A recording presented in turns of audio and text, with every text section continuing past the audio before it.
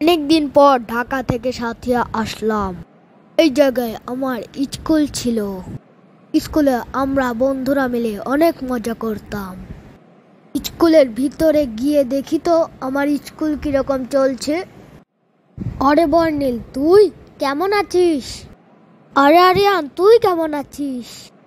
আমিও ভালো আছি। চল রেস্টুরেন্টে গিয়ে খাই আর কথা বলি। আবার ঢাকা চলে যাবি নাকি সারা জীবনের জন্য সাথিয়া থাকবি? না রে আরিয়ান, আবার আমি ঢাকা চলে যাব। প্লিজ তুই থেকে যা না। না রে বন্ধু, সেই সুযোগ নেই। ঢাকায় আমার পরিবারের সবাই আছে, আমি এখানে কিভাবে একা থাকবো? বর্ণিল, আমি তোকে অনেক মিস করব। তুই ঢাকা আসলে অবশ্যই আমাকে ফোন করবি, আমার সাথে দেখা করবি।